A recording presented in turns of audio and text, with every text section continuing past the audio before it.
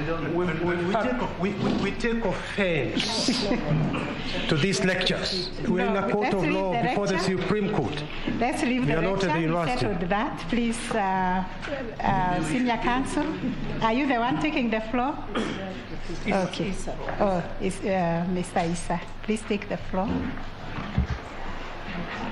The Honorable, the Chief Justice of the Republic of Kenya, the Honorable Deputy Chief Justice, and the Honorable members of this court. My name is Jotham Arua. I'm here to answer a specific question that was addressed to me by the Honorable Justice Lenaola. He had asked a question on behalf of the 4 commissioners. What were they doing at Bomas? We saw them reading some results. Was their walkout an afterthought?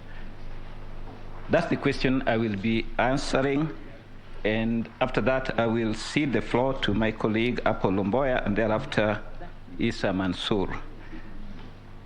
Madam Chief Justice, the 4 commissioners have explained and clarified in their affidavits that they joined the commission in September last year.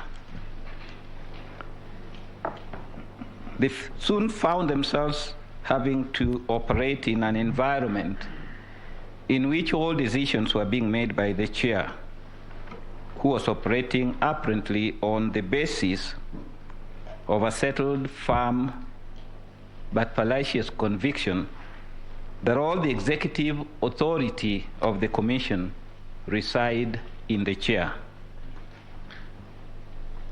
That heretical position was espoused in this court by none other than my teacher, Professor Gidu Migai. But my teacher, however, forgot to explain to this court the particulars of the law which vests executive authority on the chairman, but does not do so on the commissioners. Madam Chief Justice, the 4 commissioners have explained that as early as April this year, there were already protests, verbal protests being exchanged as between them and the chairman.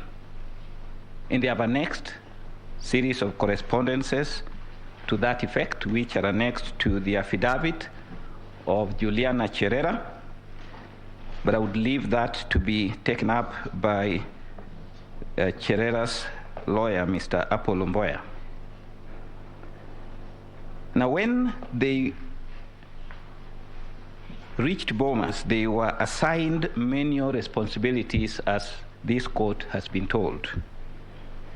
Once again, there were protests, but the commissioners took the firm view that it would be responsible for them to let their infightings be made public for fear of eroding public confidence in IEBC during an election year. And it is for that reason that they chose to handle their differences diplomatically. Madam Chief Justice, these matters are contained in the affidavits.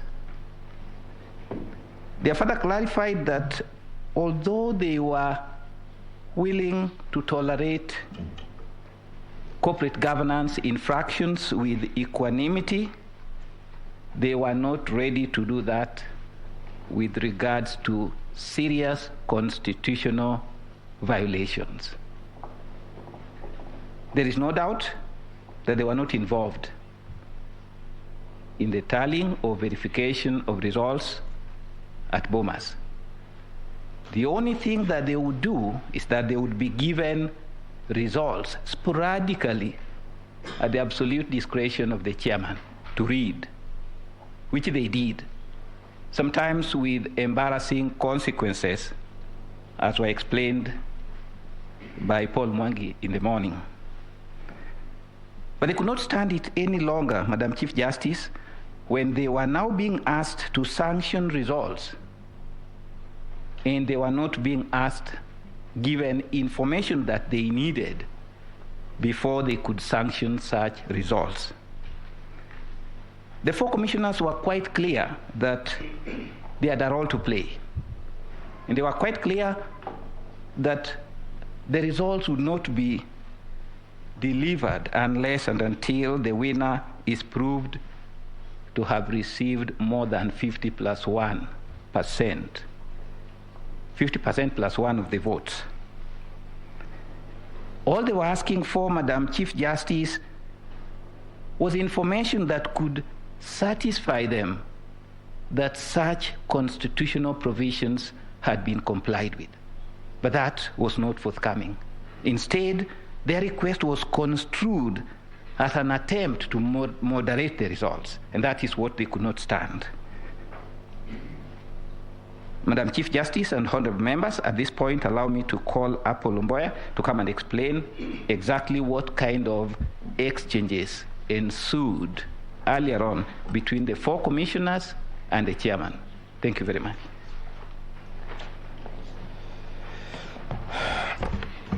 Your Ladyship, the Chief Justice and members of the court, the question that was asked, so that we are not accused of rehearsing a new case. The question that the court asked is that please show us that there were problems that was brewing.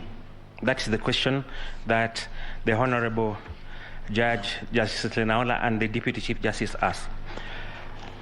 Yeah, members of the court, if you look at the 5th respondent replying affidavit, Juliana Cherera, Annexed JC2 are memos.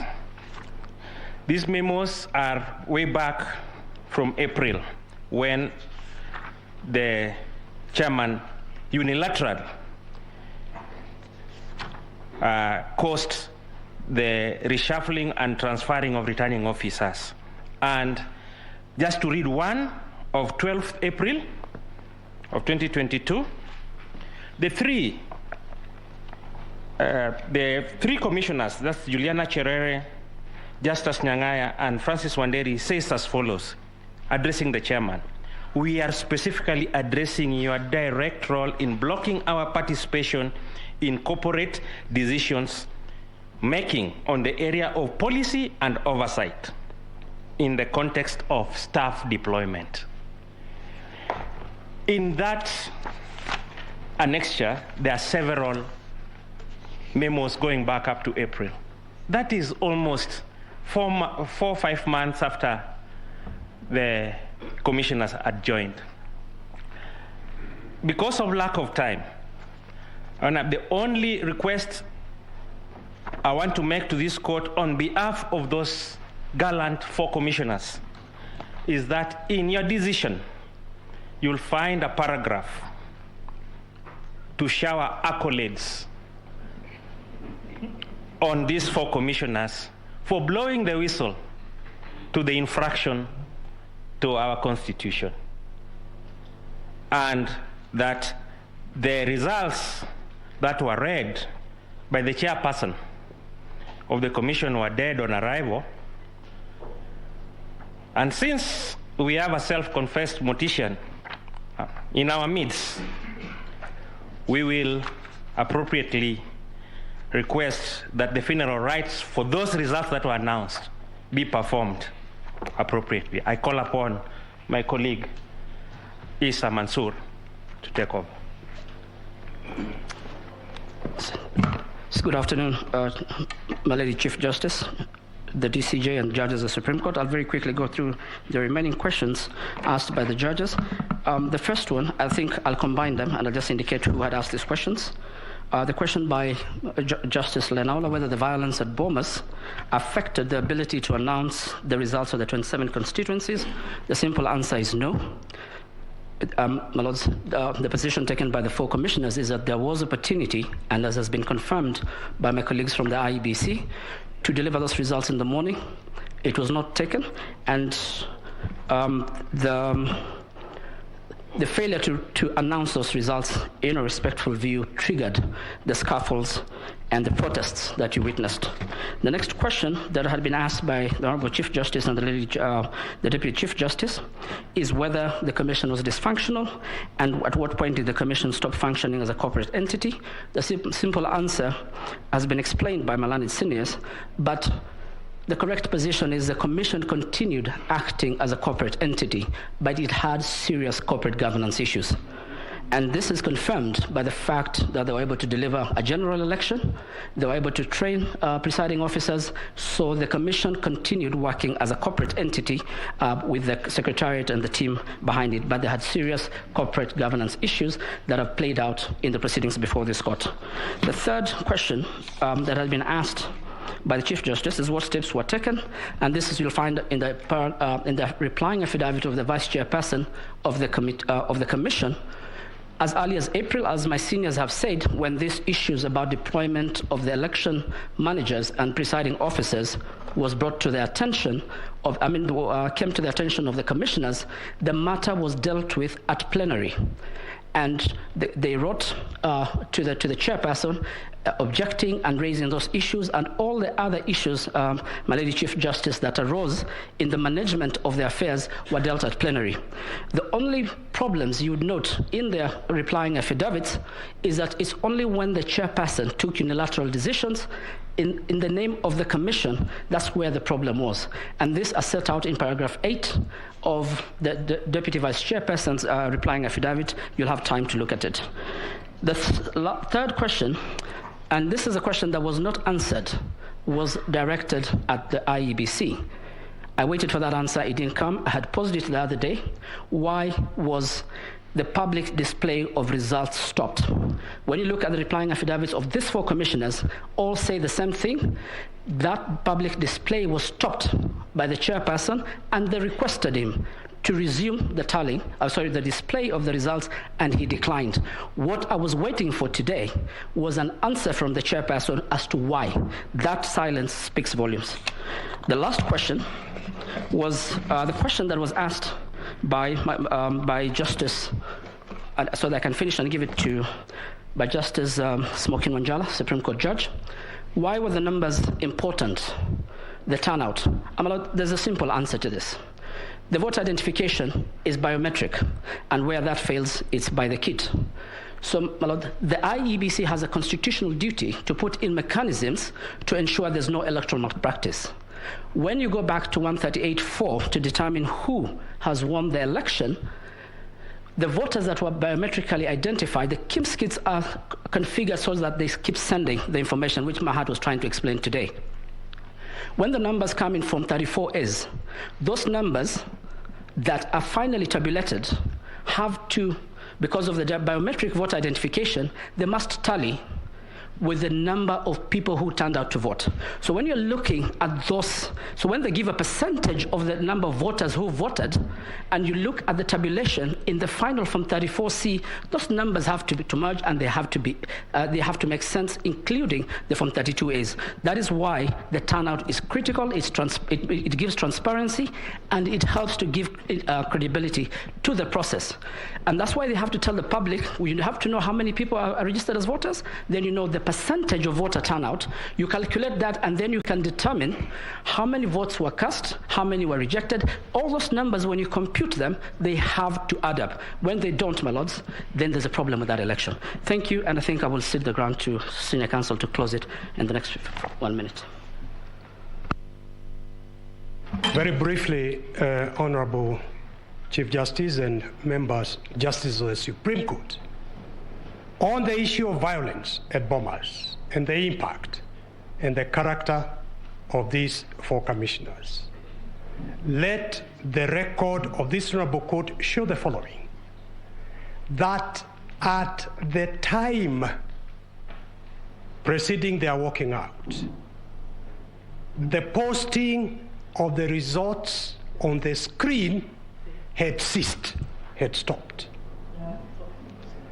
So all they wanted to know, these 4 commissioners, is to be given the opportunity to peruse the results of these 27 constituencies so as to satisfy themselves as to who the winner of the elections was, number one.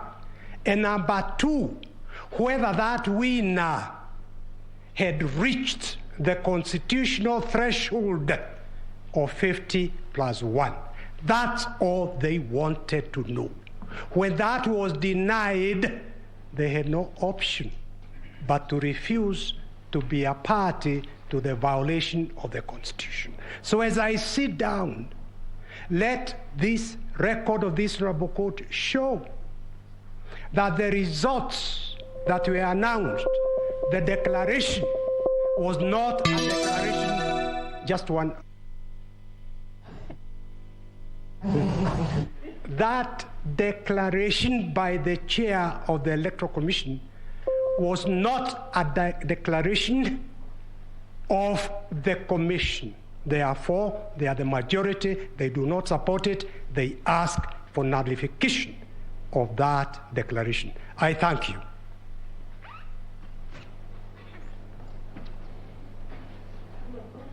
We'll go first.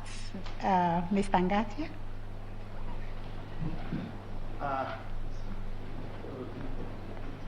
Madam CJ, I'll cede ground to the head, who was the former head of the bar, Attorney General, okay. Emeritus. Okay.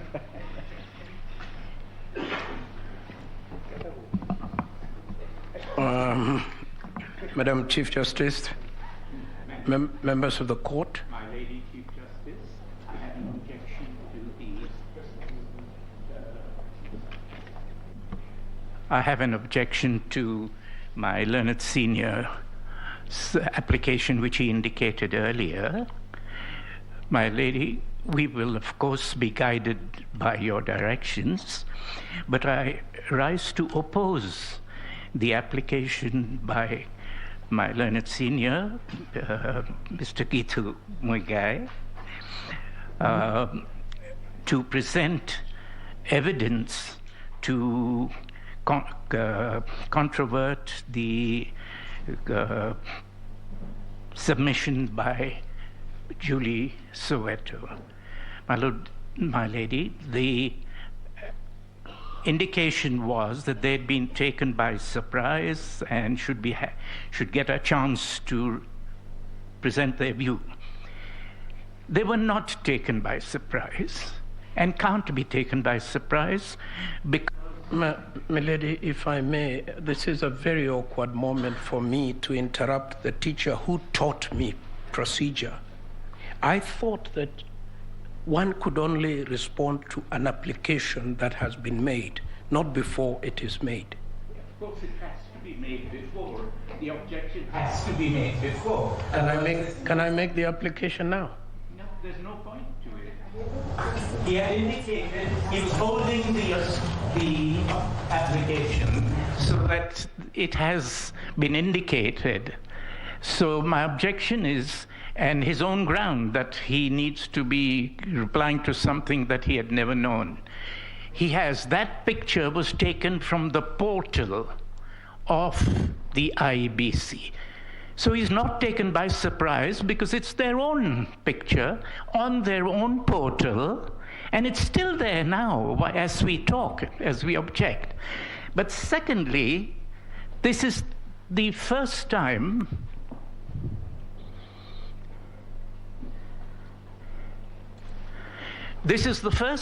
in many years that I've ever seen a party asking to rebut their own evidence.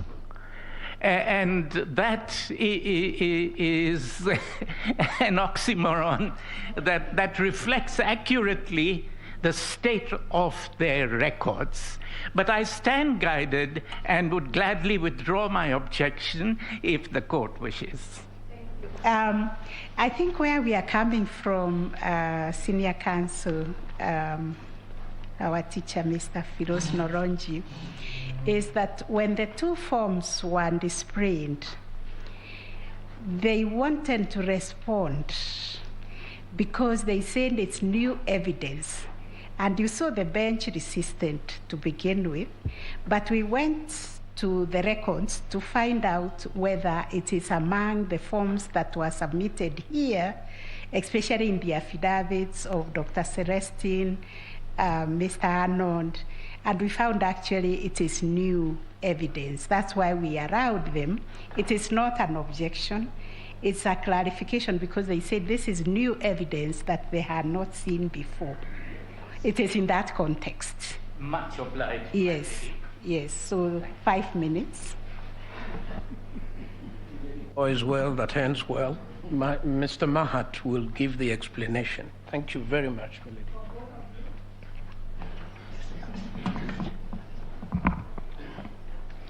Your Ladyship, Madam Chief Justice, Deputy Chief Justice, and Associate Justice of Supreme Court, I wish to respond to 3 very quick issues that were raised by my learned colleague, Ms. Julie Soweto. The first one relates to a form that was shown this court. I will want the form to be projected. Can we see the original or what is audited? We will. Whatever that was projected from the portal, that is what we want the court to see. What Ms. Julie Soweto showed. You could go, please go to Jose Camargo. I want to produce to the court the original form 34A. It's okay. Yes, you can see. It's okay. I want to produce the form 34A, the original form 34A, and I want to inform the court that the name Jose Camargo on that form is an overlay. Jose Camargo, the register of the QR code, that was printed by Smartmatic International, and it was printed in the name of Jose Camargo. You can show? The register is available.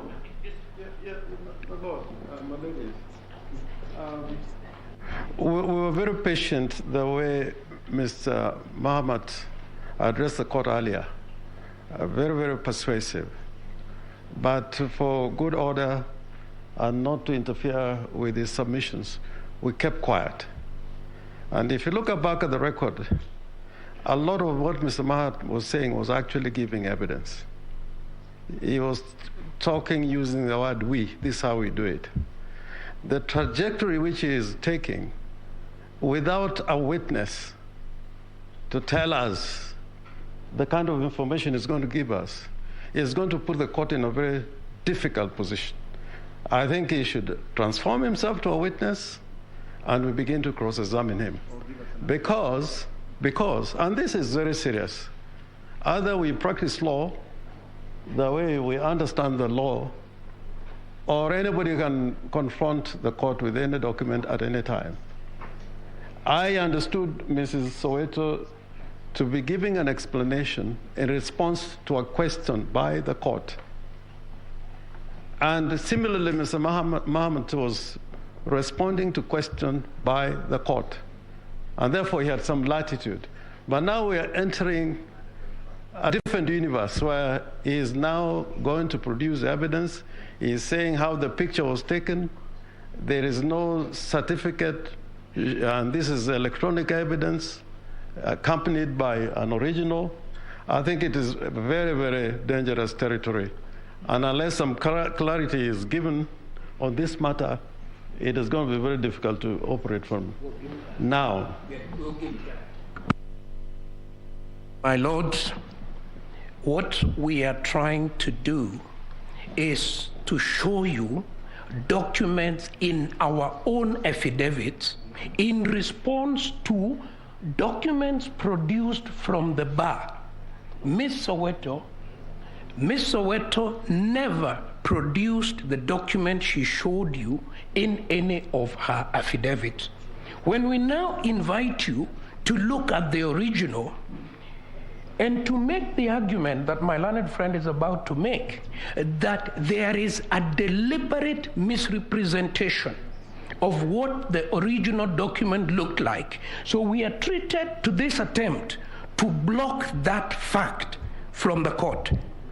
This is not a legitimate objection.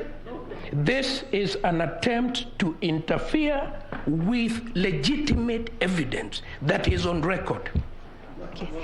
Let's give it directions, because we'll be here until tomorrow and we don't have this time. Senior counsel. Just one point. And I'm normally very quiet, and I continue to be very quiet. But the good professor has misunderstood Ms. Soweto completely. It is not this document which is in question. It's the way the interference is being done, how this document is changed to another document twice or three times. I think the good professor will be doing a good service to the court. And if he is good coming to court with clean hands, he should first of all say, Mrs. Soweto, what Mrs. Soweto showed us today is not in their portal.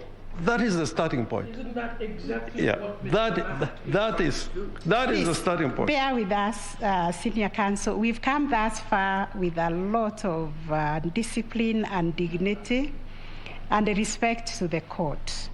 The reason why we are here, and you saw us take a lot of time to reflect on the application that was made by, I think he started with Mr. Katwa Keegan, Mr. Kirago, and Mr. Ngatia. We resisted until we established from the pleadings that we have that these are new forms, and indeed they are entitled to respond to them.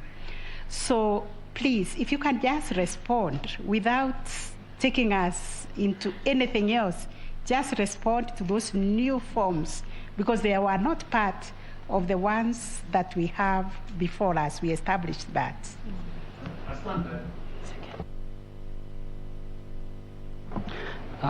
Thank you so much, Madam Chief Justice and members of the court. The difficulty we were facing in thinking about this, an allegation has been made as relates to this form, and there's an overlay of someone called Mr. Jose Camargo. What we were trying to show the court that this is an overlay document, and we wanted to actually show the court where this document from Jose Camargo has come from. The document relating to Jose Camargo has come from the QR register, which is distributed to every polling station. And that document is even in the possession of this court. If you look at the scrutiny report, the QR documents are there. So what happened? Apio took an original Form 34A, he had the QR register, and he took a picture of it. What is the evidence that is being given in this court? That someone called Jose Camargo is interfering with this. And the point we want to make to this court is that if you look at the scrutiny report and if you look at the QR register, which is in those boxes, you will actually find the name of Jose Camargo on the register that has been printed. We've also produced the original Form 34A. We've come with the receipt. And we're being told that you cannot produce your original 34A, that Jose Camargo was interfering. And in fact, if you look at the numbers on the original 34A, it's the same as what the picture of the overlay was taken.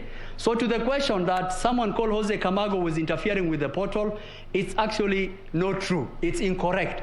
And the attempt to prevent that evidence to the court is should actually guide the court that actually that is not true. Why will anyone try to interfere with a portal transmitting, and the result he has is the same as what is in the A and what is in the portal? So to that question, we submit that that is not true, and that is an overlay that someone who has taken the picture. We will give the court the Form 34A to compare with the original 34A with the certified copy that the court has. And in fact, we direct the court to the scrutiny documents. That register of opening and closing the KIM is there, and the name of Jose Camargo for purposes of audit trail is printed in there. Smartmatic Jose Camargo is printed there. So what has happened? Someone, Apio, took a picture on that one. The next point I want to make is the issue of the KIMs. We've been told there are two KIMs kit which had the same serial number. And we understood our role to this court to give all the information to the court to make a decision. We admit that those KIMs have the same serial number. It was an error that originated at the time of the serialization. But we want to tell the court that those KIMs have different IMEI. they have different IP addresses, they have different polling stations, they have different, so they have different identifiers. And we acknowledge that that is an error that originated relating to those two schemes. But there are other identifiers that can identify those schemes are from our system. And we want to give that information to the court for purposes. Those schemes are on their way to this court. We will give to the registrar of the court for the court to analyze and to look at it. And if you look at those schemes, they transmitted the forms as required in the portal, and the A's also are coming, the original A's we will also give for those 3 forms. And our role is to give. The issue of transmission has come up. I just want to say this. There were 3 sets of transmissions at Bomas. One on the forms that has been downloaded, that was running properly. The second one related to the constituencies, that was continuing. The one which had stopped was the one on the tally. And the reason it stopped was, for 3 days, we had only verified 50 arrows. The process became clogged. For you to be able to transmit to the announcement, verification had to happen, then announcement happens. That means that those arrows have to be stopped, because verification cannot happen as announcement is happening. We will be running numbers that have not been announced yet. So because of that, and because of the audit, forensic audit that most of the agents were recommending, we had to stop that process to give verification a chance. There was nothing malicious about that. Those few remarks, Your Ladyship, I stand guided. Thank you.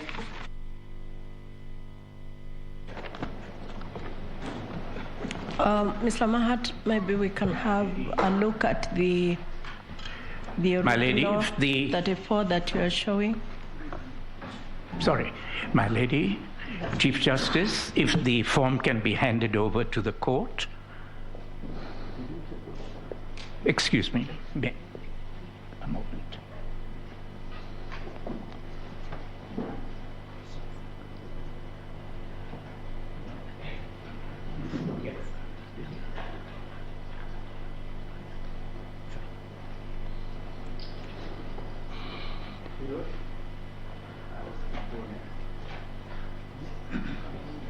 Thank you. Thank you. My lady, my learned friend, Senior Counsel Mulgore, has a comment after the court has seen the...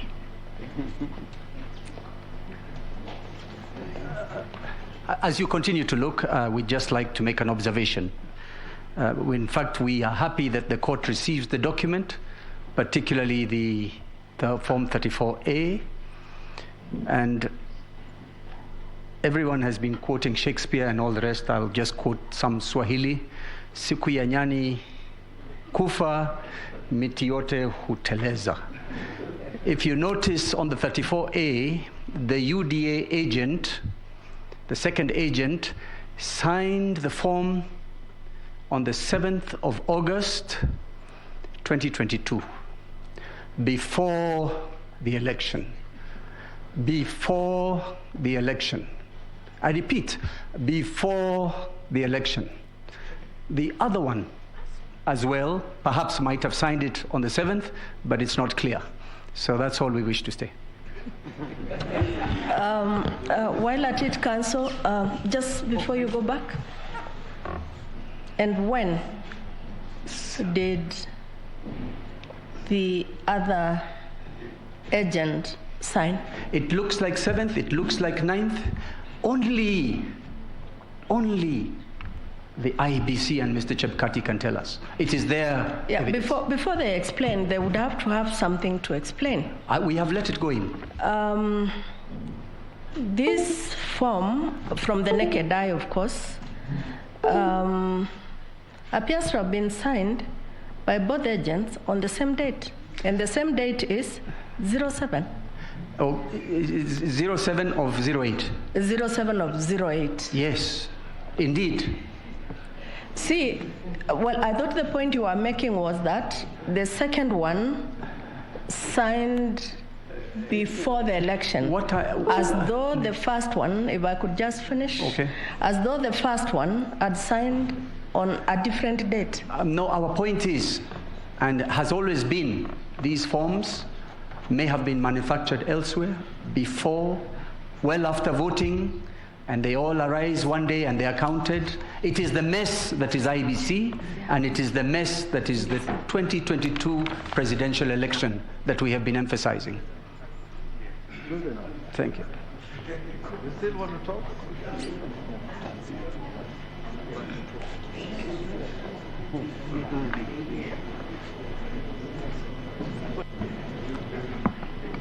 Madam Chief Justice, my client is the one who is likely to suffer most in case these sensational matters are not dealt with effectively. Starting with the date, that is more of drama than reality, is seeing a speck in the other person's eye when the log is in the other person's eye. One of the things I think I ought to place on record is this. The forms that are now in issue have not been pleaded, were not tendered, and since they were not pleaded and they were not tendered, we should not be accused of not having responded to them. Point number 2, both agents have made a legitimate or have made an innocent mistake about the date. And I don't see where the laughter is emanating from. Point number 3,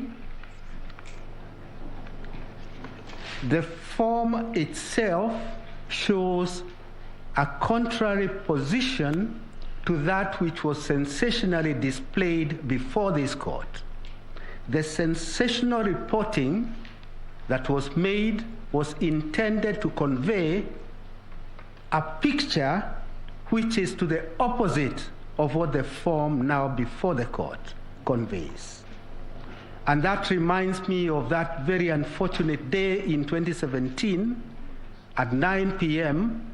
that again sensational claims were made about forms 34B from Mombasa, in particular Shangamwe, made also to this court, and which led to a nullification of a presidential contest. Madam CJ, there is also one more thing that concerns my client, because again, it has very prejudicial effect. It is what is definition of the commission. I will spend 1 or 2 minutes defining the various ways commission is defined in the law. Commission is first and foremost defined in Article 88. Commission is also defined. Sorry, if we open the matter now to other things, we will not see an end to this. You are responding to the 2 forms which were introduced. As new evidence. Yes, please don't go to other things that you are not supposed to, because we will not see an end to this. I still have my time. With respect, even if you have your time. For the governor, even if you have your time. Thank you. Just deal with the 2 forms. So then, coming back to the forms, my request is this. Please delete from the... yes, the other thing is that all the form now before you has security features. The one that was displayed does not have. The one that you have does not have the name of Jose Camargo. The one that was displayed before the court has that name of Jose Camargo. The original one you now have does not have that name. And all those things were meant to deceive. They were meant to mislead. We should never have to ask that we remain the way we started. We should never have to ask that. Particularly from such eminent lawyers. The one that you have does not have any of those things that were displayed. My client therefore becomes quite concerned whether this case is to be adjudicated in the realm of falsehoods or within the parameters of factual contestations. That is a real concern. The minute we allow matters which are clearly false to infiltrate into the record of this court, we are likely to get into a very, very unfair decision. Let this case be decided on factual points and on factual contestations. We say the same about the second form, that the original has not been provided. But as regards the second one, allow me to say this. Before this contest started, IEBC did avail to this Honorable Court all the forms 34As. All of them were deposited because we did see that correspondence. Consequently, as regards the second form, I would request this Honorable Court to find time to look for it, the certified copy, and in case, once again, it does not have this JOS, whatever name it is, please come to this conclusion, that a deliberate effort was made by counsel to mislead this court so as to arrive at a decision which would be most injurious to the first and second respondents. I'm very grateful for the 5 minutes, and I rest.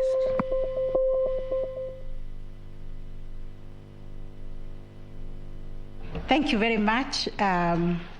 With your permission, we would like to go to another segment of these proceedings, the last of them, where we'll be considering the report from the scrutiny or the discovery that was undertaken by the court, and I will ask the Honorable Lady Justice Joaquin Dongo to take us through that session.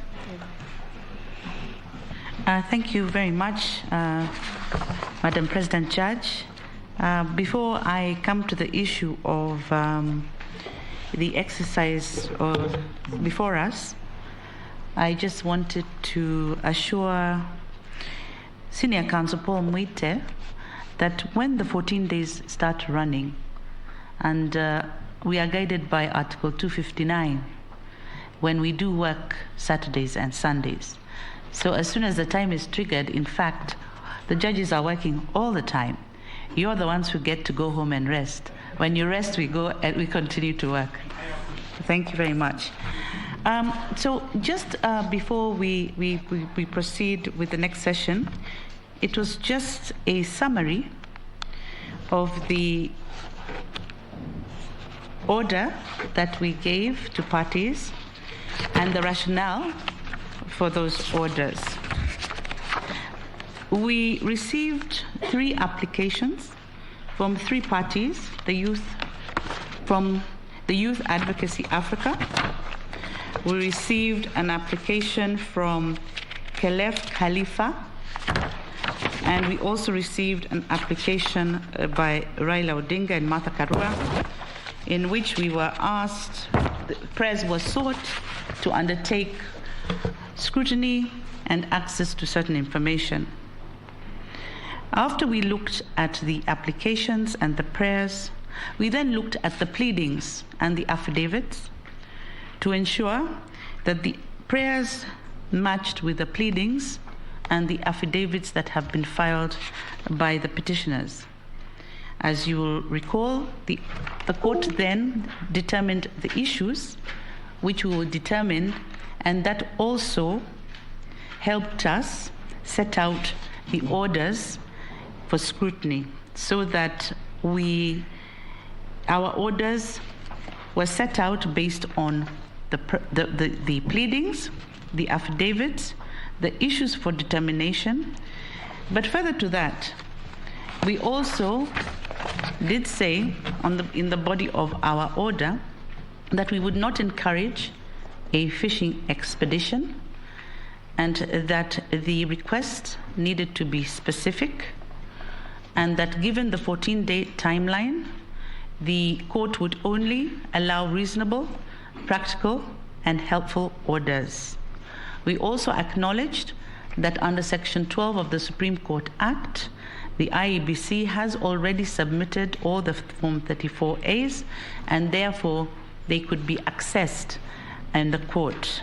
We also stated that some other issues, some other things that had been requested for in the prayers are in the public domain, and that parties could then get those. We did note that some of the requests or the prayers were unrealistic. Some of them were general and vague. Some of them involved parties that were not enjoined to be before us.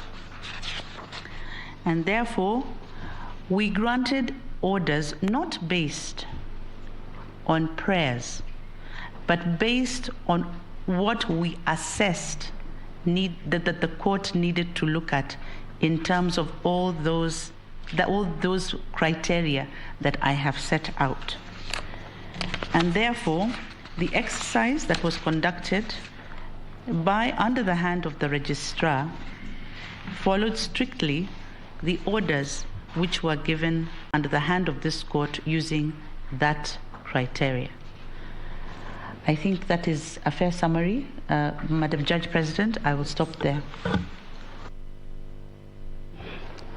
Thank you. I think an exercise was carried out, a very rigorous exercise led by our registrar. Indeed, these are people who had not slept for 24 hours working to carry out this exercise of ensuring that there is compliance with the orders of this court. Our staff actually spent a night here. They had to shower somewhere here and continue working yesterday morning. So the report has been shared with council online, and because the parties who are involved in the requests for the discovery is the main petitioner, the Youth for Advocacy, and the petitioner Karif. We have decided to allocate each one of you 15 minutes to submit on any issues you like us to take note of in the report. That is the main petitioner, 15 minutes. Youth Advocacy for Africa, 15 minutes. Karifa, 15 minutes. Then we will have IEBC, 15 minutes.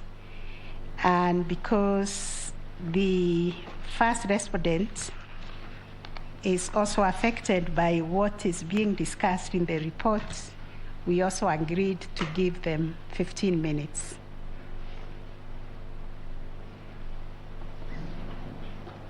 Yes, you have the floor.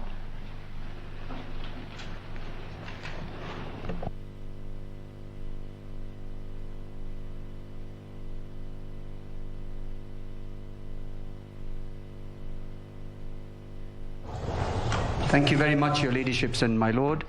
I'll be as quick as possible, and I would like to indicate that I will share the time with my colleague Jackson Awele, who will deal with what happened at Forodha, while I will deal with everything that happened at IEBC Anniversary Towers.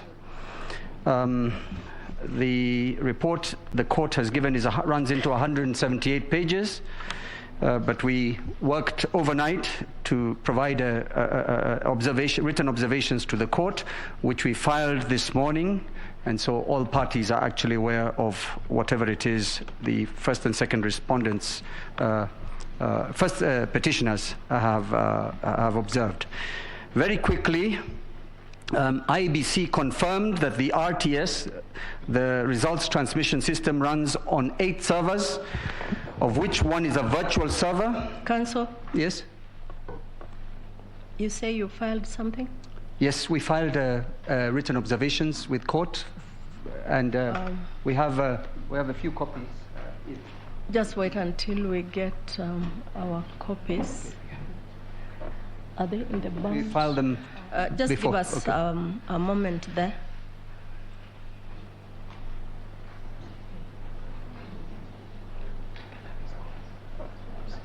Yes, yes. If you say you have extra copies, you could give us? Yes. So as to save on time?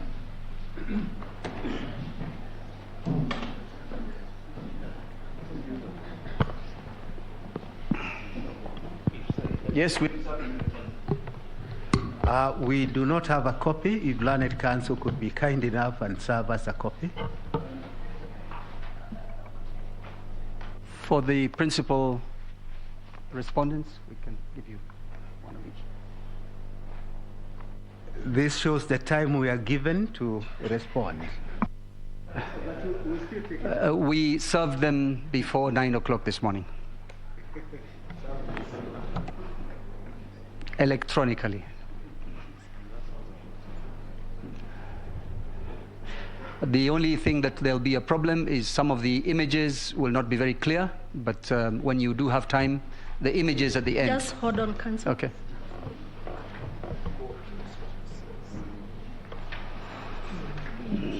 Yes.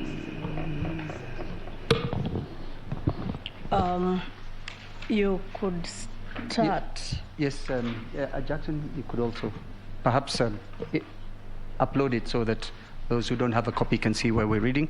I'll go to the first observation on page 2, summarize the first paragraph. IEBC confirmed that the results transmission system runs on 8 servers, of which 1 is a virtual server, and the 7 are Docker containers, which is a server within a server. The IEBC denied agents access to the Docker servers. We were therefore unable to proceed further with that exercise. Paragraph 2, the... Counsel again. Yes. The copies you've given us are not filed. They're not filed, the electronic ones are filed. I anticipated having to provide 1 or 2 people with copies, but the electronic ones are filed, very clear. We have a receipt. Yeah. It's all right. Counsel, I think we had already given directions that we expect oral submissions. I am making oral submissions. Yes, so okay. I'm just saying, let us not worry too much about written reports, who has served who. Okay. You're letting the court know what you think of the exercise so that we can take those submissions into consideration. And that should apply to all the other parties. I stand guided. Thank you very much. I go to paragraph, or I'll just make it an oral submission. The virtual image availed for scrutiny was created on the 31st of August 2022. We therefore state that this cannot be from the same server that ran the just concluded general election. And the image of the server was not provided. The further major observation we make, the KIMS kit was not availed for scrutiny to establish the availability of the embedded scanner application that would verify the image format. So the IEBC declined to avail the system documentation. I go on. There was very disturbing evidence of log deletions from the IEBC server that was availed, in part, partially availed. These deletions occurred on the 6th of August 2022, which is 2 days before the contested election. We observed that, surprisingly, the registrar's report at page 21, issue number 5, indicates that there were no deletions. We think this is a mistake. It should be looked into. The effect of the deletions, we can upload that. It's on the screen now, that we were able to get from IEBC indicates that, and this is image marked 15, that at the material time, foreigners, including Ogudino, Vito, J. Carmago, Josio were operating the system. Those are 1, 2, 3, 4, 5 foreign individuals. If a forensic image of the server is availed, details of what was deleted would certainly be established. The other major observation, IEBC refused to provide a security walkthrough to highlight key security controls to determine whether Form 34A could be tampered with during transmission, at what point. So we hit a dead end, contrary to what their counsel repeatedly says. They are transparent, it's available. They are even giving the court, donating to the court KIMS kits to look through. Finally, or, well, not finally, IEBC refused to grant access to the forensically imaged servers. Instead, the server administrator projected the vSphere, which is the Virtual Server Application Management System, on the whiteboard to demonstrate the access to the servers. The vSphere indicates that the virtual RTS server was created and modified on the 31st of August at 2022. In effect, no information from a server was provided to show what happened during the 2022 general election. Number 11, a couple of manuals were provided, or bundles of documents. We'd like to point out that of interest to the court would be that at page 77 of one of the manuals titled Information and Communication Technology ICT Policy, at page 77 and 78 is a list of 77, a list of 41 individuals, starting with Dixon Kwanusu, and second one Abdi Dahir Abdi Malim, who are described at the top of the page as national returning officers, an office unknown to the law or the Constitution. I would request that the court takes note of that in particular. And paragraph 14, on the 1st of September 2022, the deadlock over the servers was finally came to a head when IEBC wrote to the Registrar of the Supreme Court, enclosing a letter dated 31st August 2022 from Smartmatic International BV, the same company that Camargo comes from, enclosing in which the letter states, amongst other reasons, the image of the NTC servers containing software owned and copyrighted by Smartmatic and thus IP protected. Providing full access would infringe our intellectual property rights. That brought to the end that matter. Smartmatic, Camargo, whoever they are, wherever they are from, have indicated that they will block and refuse access to the servers completely. I then move to the images. Certain images were shared by IEBC.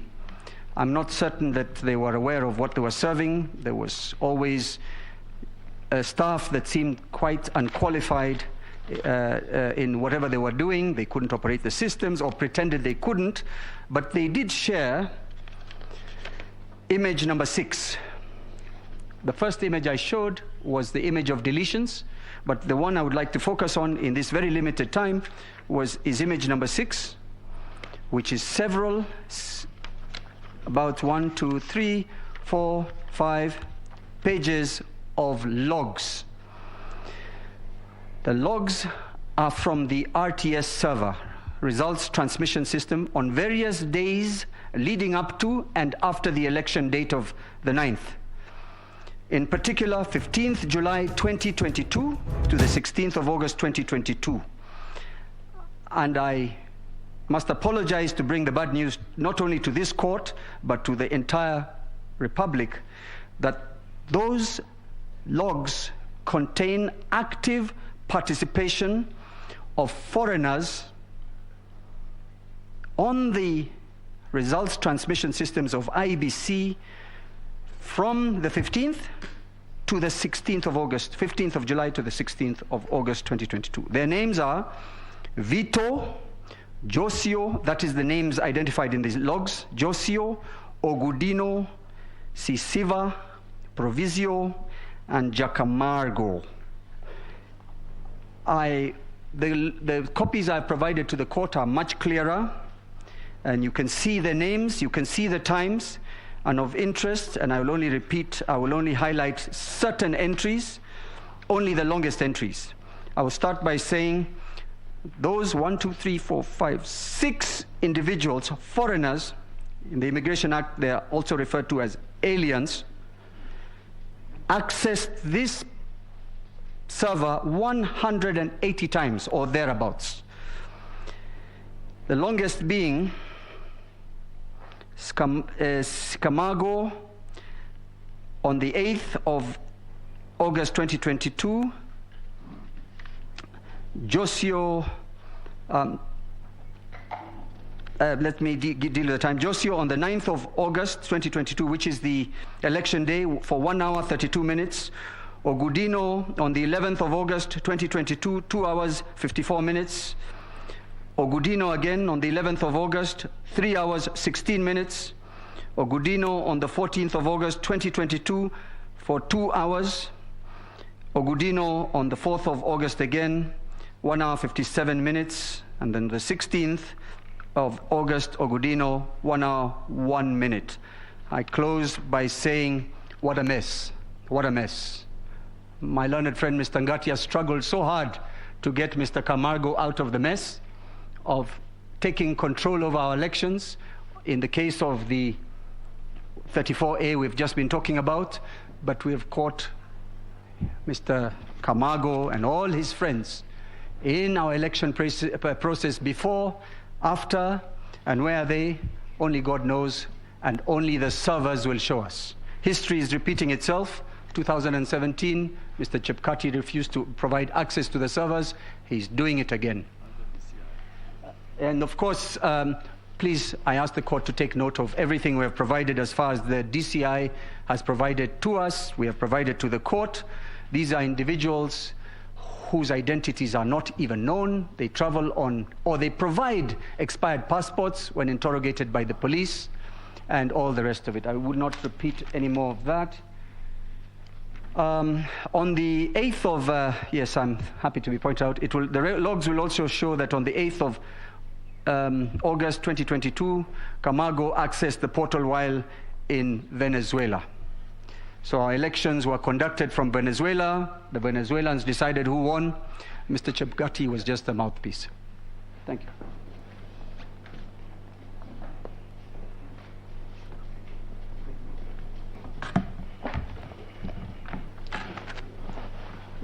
My Lady the Chief Justice, my Lady the Deputy Chief Justice, my lords, my ladies, in the remaining few minutes, permit me to take you through our report from the scrutiny exercise carried out at Forodha. And my lord, I'd like to very quickly just highlight sequentially in the order in which the ruling was made. Did we get your name for record purposes? My apologies once again. Jackson Awele is my name, my lady. My lady, in the order in which the ruling was given, order number 5 granted the applicants inspection, scrutiny, and recount in respect of 45 polling stations. There were about 16 polling centers, and within them we had 45 polling stations. Now, in conducting the exercise, our focus was on qualitative aspects of the results and the electoral materials that were deposited in the ballot boxes. And one of the things, if I may start from where Mr. Mahat left from, that we were looking out for were the QR codes of the KIMS kit in tamper-proof envelopes and KIMS validation form 44 in tamper-proof envelopes. My learned friend, Mr. Mahat, has urged you to go through the scrutiny report, and that in that report you will find information and evidence about the QR codes of all the KIMS kits and in respect of the ballot boxes that were submitted to you. We hate to submit to you, my lords and my ladies, that in your report you will only find one QR code and one KIMS validation form 44 that was submitted or that was found in the ballot boxes that were submitted for scrutiny out of the 45 polling stations that we scrutinized. Of all the other ballot boxes, the QR code of KIMS kits in tamper-proof envelopes and the KIMS validation forms, form 44 in tamper-proof envelopes were missing. The question is, where were they? In light of Ms. Soweto's submissions, your guess is as good as mine. We also looked for the pasted carbon copy of Form 34A in the ballot box, and in all the forms, or rather the ballot boxes, we did, or rather the book 2 of Form 34A was only found in 27 out of, were not found in 27 out of 45 polling stations. And as a matter of fact, my lords and my ladies, if I had time, I would go through the list, but this represents 50% of the ballot boxes that were submitted to us for scrutiny, missing book 2 of Form 34A. Now, in Vita Primary School, the other electoral material that we looked for was the Form 32A that evidenced voting by using the manual register. In Vita Primary School, Station 7 of 7, 232 people we noted voted using the manual register, and no Form 32A was submitted in respect of those votes. In Vita Primary Polling Station 1 of 7, 260 people voted using the manual register. No Form 32A was availed to verify that indeed the authorizations that the IEBC stated should be given before voting by manual register were indeed given. Finally, my lords and my ladies, in respect of the Form 34A, the carbon copy of the result that went out. My time has run out, my lord. If I may just make that point in 1 minute, with your kind permission. We noted that in the 27 polling stations, in the 27 polling stations that we noted did not have book 2 of Form 34A, they also did not return the carbon copy of the actual results emanating from those polling stations in the ballot box. In other words, the results or the ballot papers in those ballot boxes could not be verified with the carbon copy of the original Form 34A that was used to declare the results in respect of those polling stations in these presidential elections. For those and all the submissions made by my learned seniors and Mr. Murgo, my lord, I thank you for your time and pray that the petition be allowed as prayed.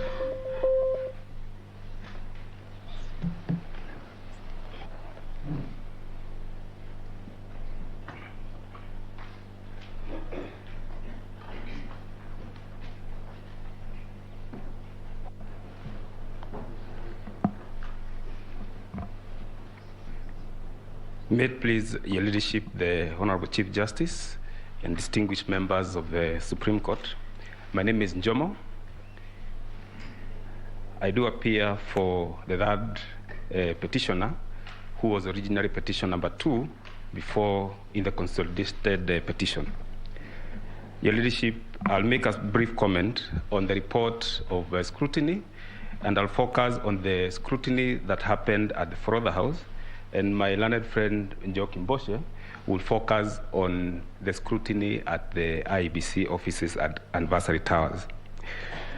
Your leadership, we have looked at the report as a result of the scrutiny, and we have isolated some few issues that will urge the court to consider in perusing the report. And one of the notable issues, and I concur with what my learned friend Mr. Awele has observed, is that we came across in a process that I personally participated in what learned Judge Justice Njoki has observed, that it is a process that took more than 24 hours. We came across ballot boxes that did not have original or carbon copies of Form 34As. Your leadership, the effect of that is that the authenticity of the forms appearing in the public portal is then called to question. There are ballot boxes, for instance, I'll give the Mikindani Primary School,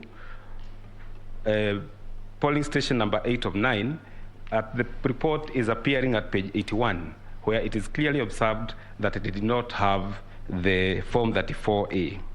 We also have another polling station, that is Chepkulung Primary School, 3 of 3, that did not have the Form 34A in the box. So that then the question arises, where is the source, or what is the authenticity of the Form 34A that is displayed in the portal? Because there's nothing to compare with as required by the regulation.